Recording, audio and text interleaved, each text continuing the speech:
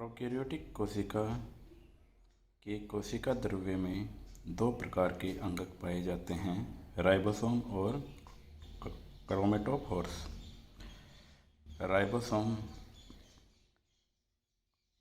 Prokaryotic कोशिका के जीव द्रव्य में 17S प्रकार के राइबोसोम पाए जाते हैं, जो कि छोटी उप इकाई 30 तथा बड़ी उप इकाई 50S से मिलकर बने होते हैं। राइबोसोम कोशिका द्रव्य में स्वतंत्र, एकल अथवा श्रृंखला में पाए जाते हैं। राइबोसोम की श्रृंखला को पॉलीराइबोसोम या पॉलीसोम भी कहते हैं। 17S राइबोसोम की इकाई 30 और 50 बड़ी उप इकाई से मिलकर बनी होती हैं, जिसमें 30S छोटी उप इकाई होती है और 50S बड़ी उप इकाई होती है। यहाँ S श्वेडबर्ग गुणांक है, जो कि राइबोसोम के अवसादन गुणांक या इसकी मापन इकाई होती है। छोटी इकाई 30S जो कि rRNA, राइबोसोमल RNA 16S से और 21 प्रकार के प्रोटीन से मिलकर बनी होती है। 50S बड़ी उप इकाई rRNA और 34 प्रकार के प्रोटीन से मिलकर बनी होती है। rRNA 70S उप इकाई में 5S rRNA और 23S rRNA से मिलकर बनी होती है। rRNA अर्थात राइबोसोमल उप इकाई या राइबोसोमल rRNA है। 30S एवं 50S उप इकाइयाँ इस प्रकार संयुक्त होती हैं कि इनके मध्य एक सुरंग बन जाती है। इसमें mRNA आकर स्थित हो जाता है, जो कि प्रोटीन संश्लेषण का कार्य करता है। राइबोसोम किसी भी प्रकार की कला से परिबद्ध नहीं होता। दोनों उप इकाइयों का संयोजन मैग्नीशियम आयन की निम्न सांद्रता में होता है। राइबोसोम का कार्य। कोशिका में राइबोसोम प्रोटीन संश्लेषण के स्थल या टेम्पलेट के रूप में कार्य करते हैं। दूसरा अंग जो कि जीवाणु प्रोकैरियोटिक कोशिका के जीवद्रव्य में मिलता है, वो है वर्निकी लवक या क्रोमेटोफोर्स।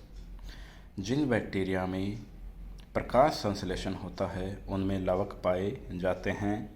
ये वर्निकी लवक पुटिकाओं या नलिकाओं के रूप में पाए जाते हैं। इनमें प्रकाश संश्लेषण द्वारा भोजन का निर्माण होता है। तीसरा अंगक जो कि जीवद्रव्य में पाया जाता है, केंद्रकाव। जीवद्रव्य के केंद्रकीय भाग में DNA स्थित होता है, जो केंद्रक कला द्वारा घिरा नहीं होता। इनमें केंद्रिका का भी अभाव होता है। जीवाणु के केंद्रकाव को जीनधर या जीनोफोर कहते हैं। केंद्रकाव का मुख्य लक्षण यह है कि इसमें उपस्थित DNA वलयित होता है, जो पुनरावृत्ति के समय खुलकर दो वलयित रज्जुकों का निर्माण करता है। प्रोकैरियोटिक कोशिका में DNA स्टोन प्रोटीन रहित पाया जाता है, यानी स्टोन प्रोटीन का अभाव होता है। प्रोकैरियोटिक कोशिका की संरचना के अंतर्गत माइकोप्लाज्मा कोशिका की संरचना का अध्ययन हम करेंगे। माइकोप्लाज्मा सूक्ष्मतम जीव है। इसमें कोशिका भित्ति का अभाव होता है। इस कारण इन्हें कोशिका भित्ति रहित प्रोकैरियोट्स भी कहते हैं। माइकोप्लाज्मा में निम्न भाग पाए जाते हैं। नंबर 1, जीवद्रव्य कला। यह 3 परतों की बनी होती है। यह लाइपोप्रोटीन से मिलकर बनी होती है। यह अत्यंत लचीली संरचना होती है। इस कारण से कोशिका की आकृति निश्चित नहीं होती। चित्र में माइकोप्लाज्मा कोशिका की संरचना को दर्शाया गया है।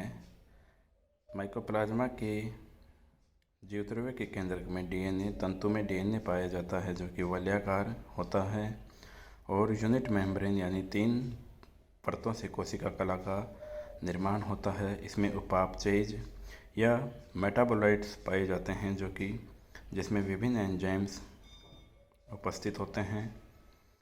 सोल्यूबल प्रोटीन पाया जाता है। इसके अलावा कोशिका द्रव्य में राइबोसोम पाया जाता है।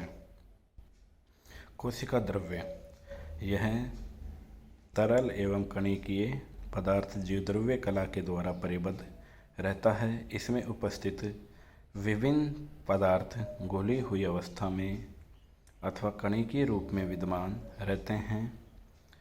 राइबोसोम माइकोप्लाज्मा में राइबोसोम 70S प्रकार के पाए जाते हैं जो कि 30S और 50S उपिकाइयों से मिलकर बनते हैं।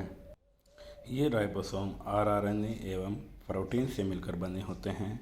राइबोसोम कला से परिबद्ध नहीं होते और ये प्रोटीन संश्लेषण के स्थल होते हैं। उपापचयज या मेटाबोलाइट्स माइकोप्लाज्मा कोशिका में 40 विभिन्न प्रकार के एंजाइम पाए जाते हैं जो श्वसन, प्रोटीन संश्लेषण व अन्य उपापचयी क्रियाओं का नियंत्रण करते हैं। 5 नंबर जो कि कोशिका द्रव्य में पाए जाते हैं आरएनए। ये राइबोसोम में आरआरएनए और कोशिका द्रव्य में मुक्त रूप से पाए जाते हैं। डीएनए सर्पिलाकार रूप से द्विकुंडलित वलयाकार अणु जो कि माइकोप्लाज्मा में पाया जाता है। जीवाणु की भांति यह भी केंद्रक कला द्वारा घिरा नहीं होता और इसमें स्टोन प्रोटीन और केंद्रिका भी नहीं होती। इस प्रकार से हमने माइकोप्लाज्मा की संरचना और उसमें उपस्थित विभिन्न अंगों के बारे में पढ़ा।